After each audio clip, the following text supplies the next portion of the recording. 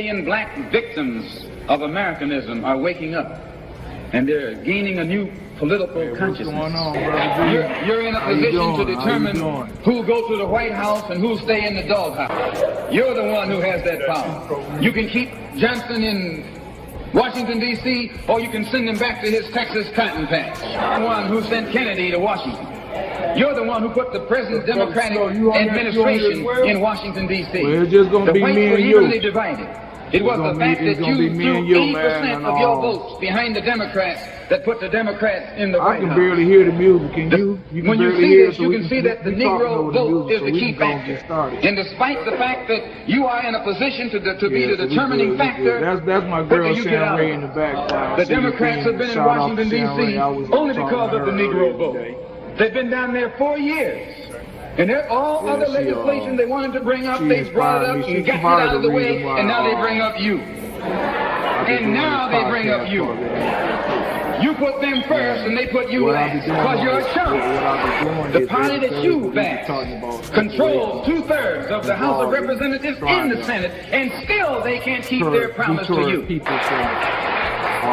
Anytime you throw your weight behind a political party that controls 2/3 of the government, and that party can't keep the promise that it made to you during election time, and you're dumb enough to walk around continuing to identify yourself with that party, you're not only a chump, but you're a traitor to your race. Killing people. You know, we trying to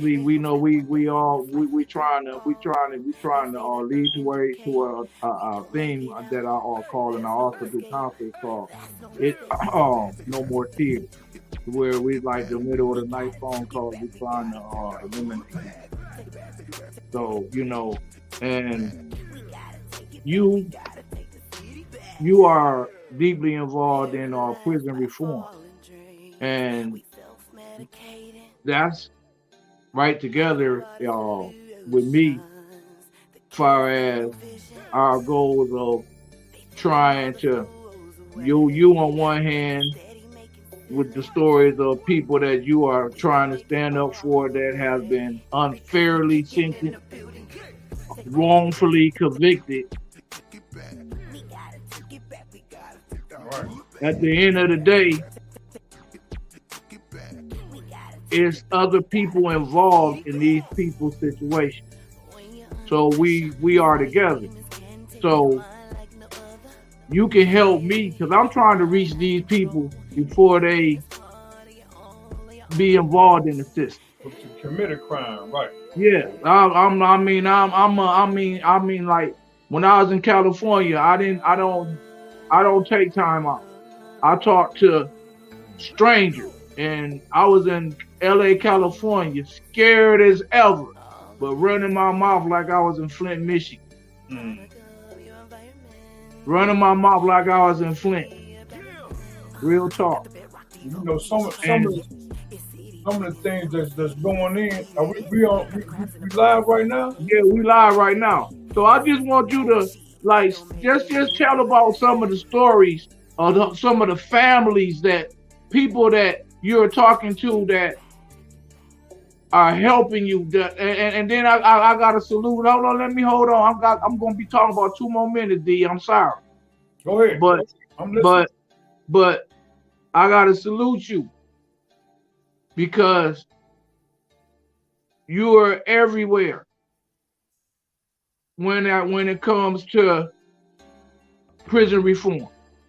You're not just you're not just you.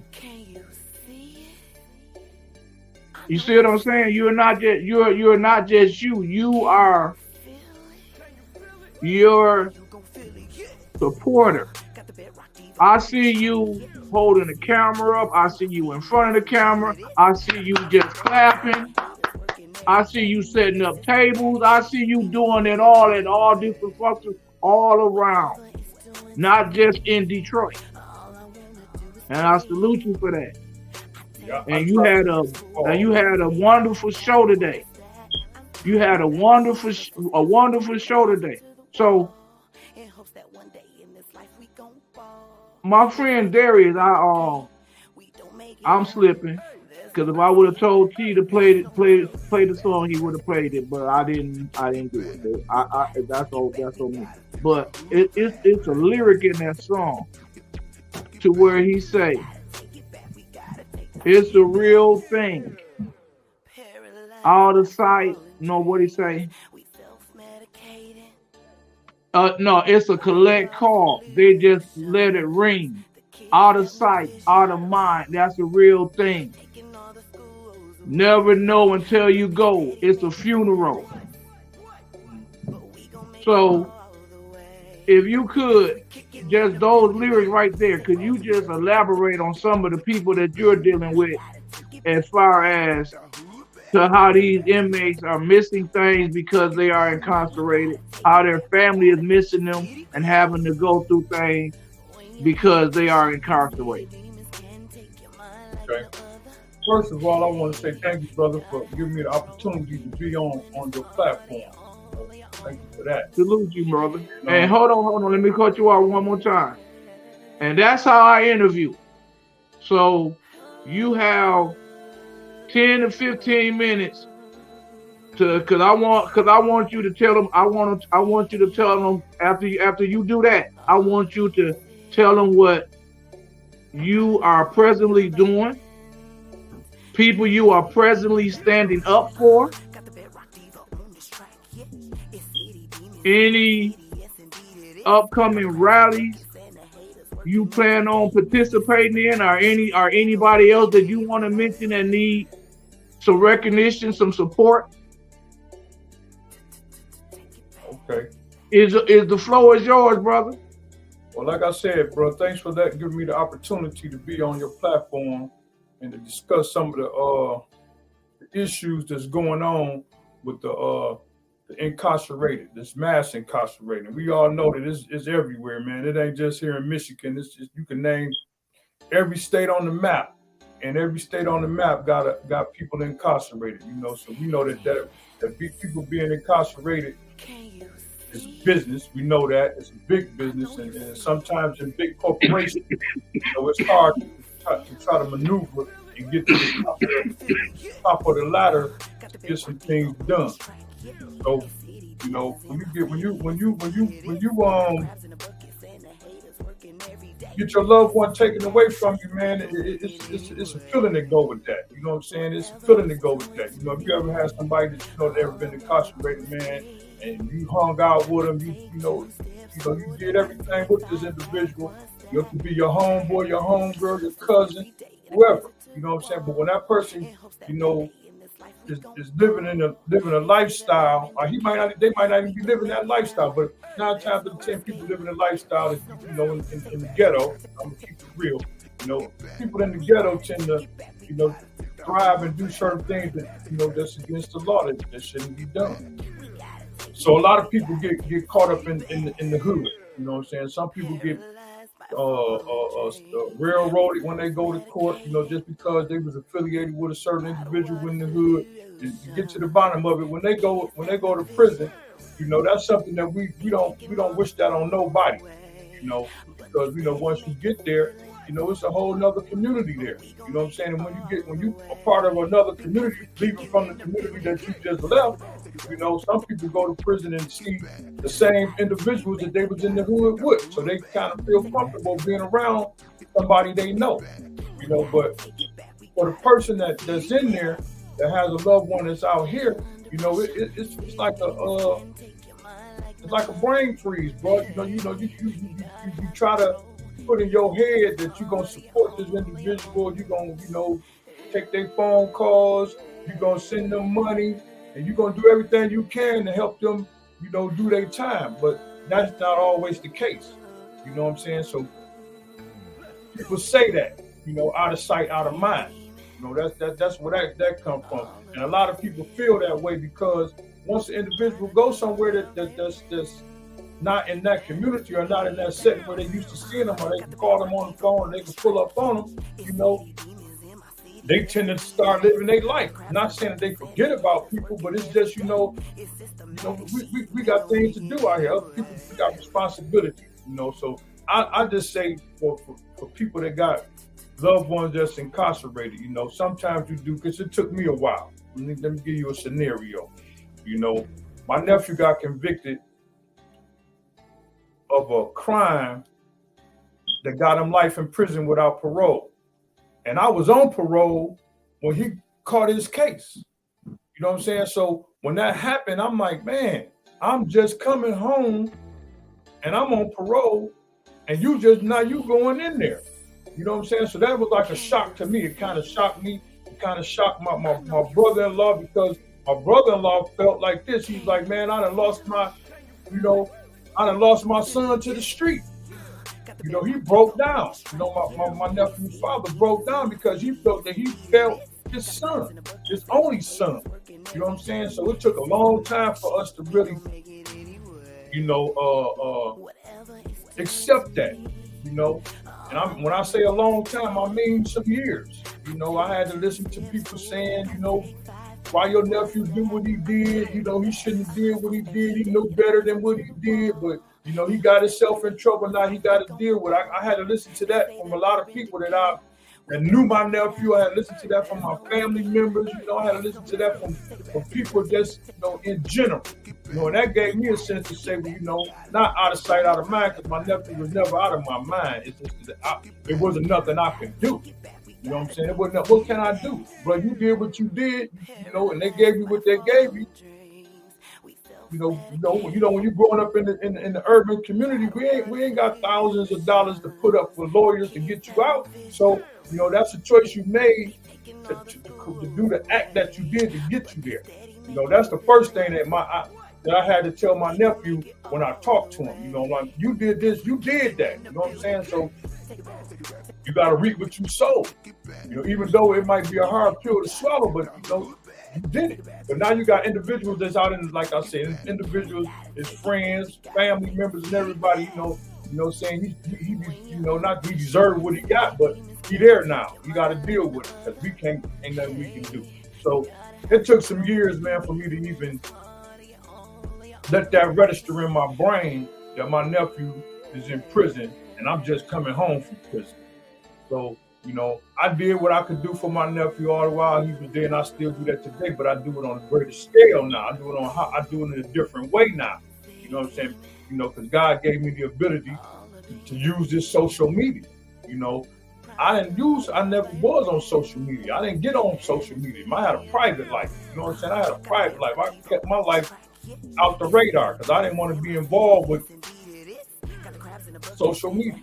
You know, a lot of people to this day don't be on social media because they live a private life. You know, they don't want to get involved in Facebook or none of the things that's available to them to be able to get their voice out here or to be able to, you know, explain to other people what's going on. That's why it's good to have. I love the social media now.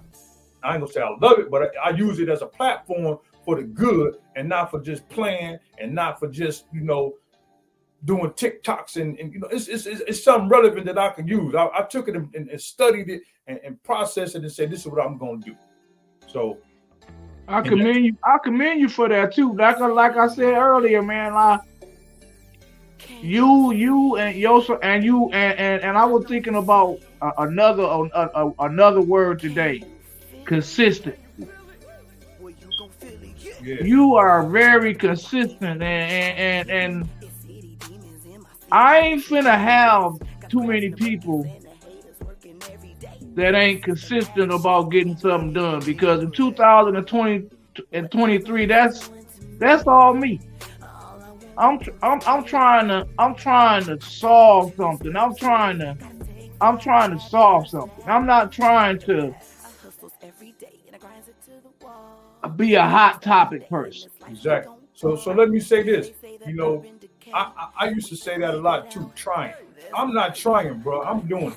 So when you that's something I took out of my vocabulary. You know, it ain't no. You know, I tell Susan that, I tell my nephew, when we sit down and have a conversation and they come up to me and say, this is what we gonna try to do. No, this is what we about to do. It ain't about trying no more, because when you try, you know, my mother always told me this about trying, which is a good thing. You know, she always used to tell me, nothing beats a failure. Nothing beats a failure but a try. You know, that's the only way you can beat a failure, if you try. But you know what beats a try? Just to go ahead and do it and be consistent at doing it. You know what I'm saying? A lot of people don't got that concept to where they can sit back and say, you know, I'm gonna start this project and you know, you sit back and contemplate on what you want to do and pray on what you want to do and focus on what you want to do and a vision and make that vision of what you want to do. And now it's in your head. That's in your head. So if I come to you and say, Rich, man, I've been thinking, man, I'm about to do this project, man. And I elaborate on you what the project is. And you don't know the whole outcome of the project because it's not your project. It's not nothing that you first seen. You already seen the end result of what you're gonna be doing. You know what I'm saying? So when you sit back and I display it to you, your thoughts gonna run through your head. Majority of the people that when you talk to somebody about a project that they got going on and something that they want to do, first thing they do is they start looking at the negative part about how you're not gonna be able to do it. That's the first thing a person say. How you gonna do that, man? You ain't got a. How you gonna go to work? How you gonna go to work way over there? You don't even got a car. They don't know you got a bike in the garage. You get on the ride. Let me cut you off for 1 minute. But see, that's the reason why I love that I majored in business. Whenever I said to do something, I said it as if I lose. That way. Whatever comes my way that I supposed to make me lose, I'm ready for it. Prepare for it. You prepare for it. Yeah. So and you know, and let me say this. And that's the reason why that's the reason why the word consistency is sticking with me, because I don't see consistency. I see consistency with you. Yeah, you're gonna continue. You're consistent. The reason why I'm so consistent is because now I make this it's a passion now. It's a passion. It ain't no more. It's something that I like to do. It's something that I want to do. So it's a passion. So yeah, I'm gonna get up in the morning and make sure that before 10 o'clock I'm gonna have everything in order so I can get on and do what I gotta do because it's my passion. You know what I'm saying? I look at it like this as well, you know. In my mind, I got people counting on me, man. I got people counting on me. People ready to get on this phone. I miss a phone call. They going throughout their day in prison. That's a lot of people who I communicate with. They make it in a way, and it ain't hard to get on that phone in prison, bro. Let me tell you that. It ain't hard. That phone is like a necessity to some people. You know what I'm saying? And only certain people can get on that phone at a certain time. So you got to just imagine the maneuvers that individuals have to do to be able to get on the phone, just to talk, to get on the live with me. You know what I'm saying? It don't take me nothing but to get up in the morning and wash my face and brush my teeth and come in here and click the button. I'm ready. You know what I'm saying? They gotta schedule this thing. They gotta talk to people, bro. I need to use that phone tomorrow at 10 o'clock. But at 10 o'clock, I'll be on the phone at 10 o'clock. So then they got a politic behind it. And sometimes it can get kind of discouraging. Some people be like, man, you know what? I ain't gonna even jump on that phone because I ain't trying to go through no problems with this individual. You know what I'm saying? But thank God that the people that I do communicate with is able to make a way to jump on that phone and call and take. Man, I salute you. And if we could ever set any of them up to where they can come and get on, or it ain't just you, they welcome. No doubt. Let them know they welcome to share their stories, especially if they want anything to deter these youth. My thing of it is, I'm trying to look. I'm doing a thing called show as they grow. Whatever we want them to grow into, show it to them. If we don't want them doing it, don't show it to them. These are innocent kids. And like you don't like that music, don't play your radio, don't buy the CDs. It don't make no sense. The songs that these kids know, the goals that these kids have, we need to change all that. Well, that start with all that. Let me say this, brother Rich. That start with us. It start with us. It start with it's everything against them.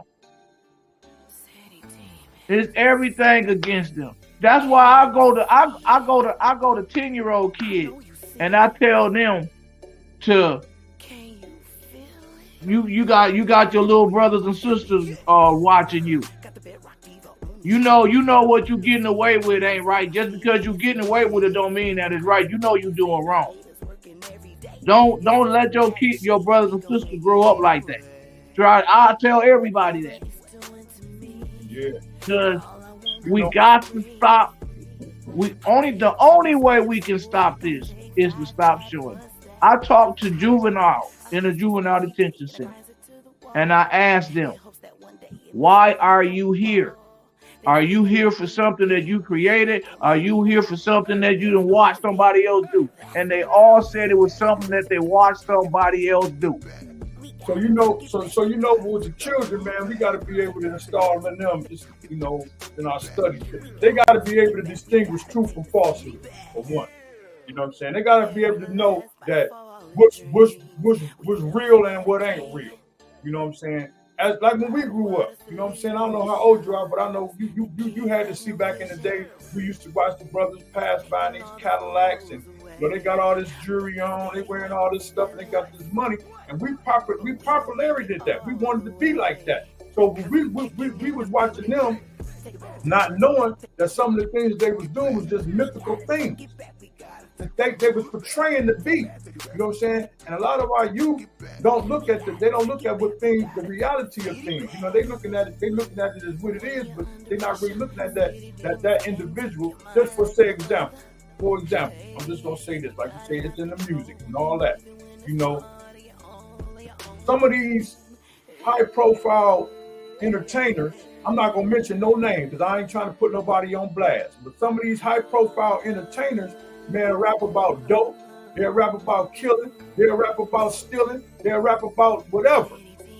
And they have children of their own. Do you think those high-profile artists are installing in their children to go out and kill, to go out and break, and go out and just cause tussles, bitches and hoes, and you know what I'm saying? No, they raising their children in the form of son or daughter. This is their number, entertainment. This is all I'm doing is entertaining people. So they got the concept of, oh, my daddy ain't doing it. That stuff he be talking about, he don't do that. So I'm not gonna do it. But they're not telling the individuals that they put that music out to not to do it, especially in our young generation. You know what I'm saying? Our young generation to listen to that, preach, and see that, you know what I'm saying? Preach. Like, and I'm talking about young. I ain't talking about in their teens. I'm talking about 9, young, 6, 7-year-old, 3-year-old that's watching that. They can jump on their phone. You know what I'm saying? They can jump on their phone and they can push a button and start listening to all this nonsense and not be aware that it ain't nothing but nonsense. So we got to bring out, like when we raise our children, like my son, he listened to that. He listened to that kind of music. And I had to tell him, yo, that ain't true. Because 9 times out of 10, all the stuff that this person is displaying on this record, he'll be under the prison. If we talking about running up on people, killing them, and all this jury, some of that jury, it's just a fad. It's just some of that stuff that ain't even real. It's just a portrayal for them to look at and for other people to glamorize. And see, that's what our youth do. Our youth minds are so immature. I'm gonna say it like that. Our youth minds are so immature that they glorify certain things. And when you glorify something, it'll tell you in the scriptures, you don't supposed to glorify nothing. You know what I'm saying? You don't supposed to put nothing above God, but God. And a lot of our children don't know that because our parents don't teach them that. They Man, I hate to cut you off, man, but we got like 5 more minutes. I'm gonna say a couple things, man. But listen, what you just ended, so because man, I've been thinking about like these movies.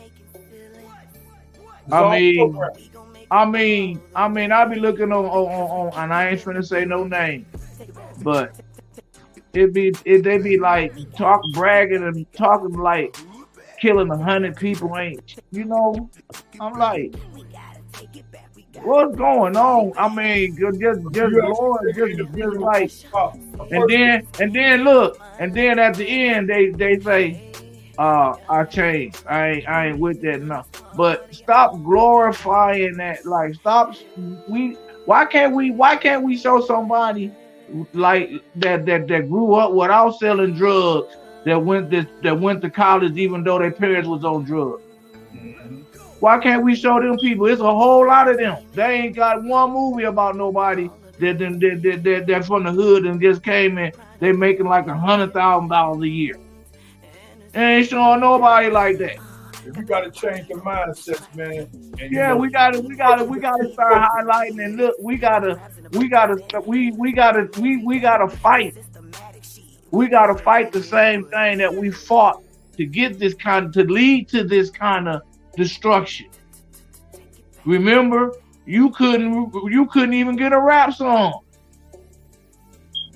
on the radio. And at the end of the day, man, we got to look at it like we just said. You ain't got that much time, but we got to start informing our children. Oh, that's just entertainment, man. Entertainment. Your child could do that. You could portray somebody that you're not. You could do that just for entertainment purposes only. And that's what they should be saying on these records before they start playing it on the radio and start. This is not to influence anybody. And recruiting them, and highlighting those kind of artists. Man, it's all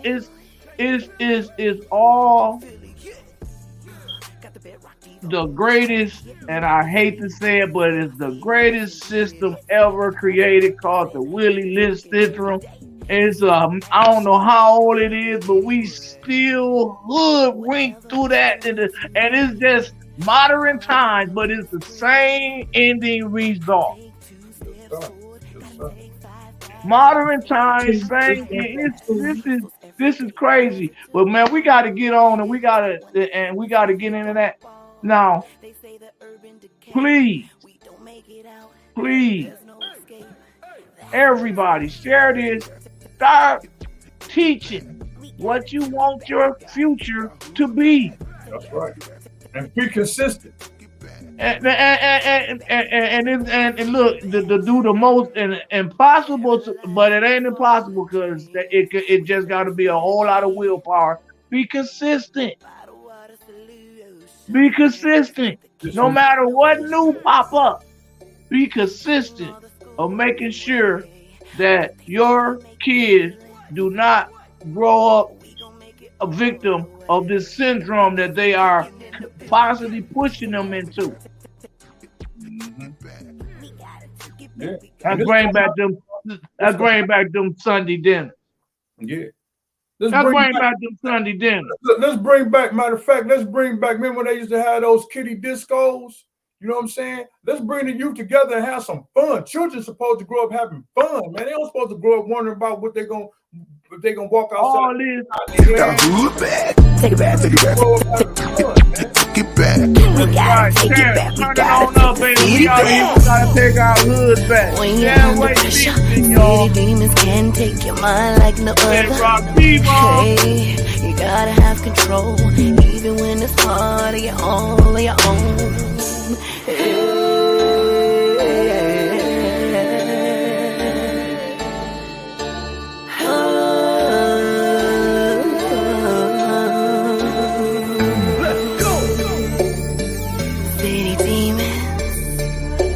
All up in your city, product of your environment, and the city about got the bedrock diva on this track, yeah.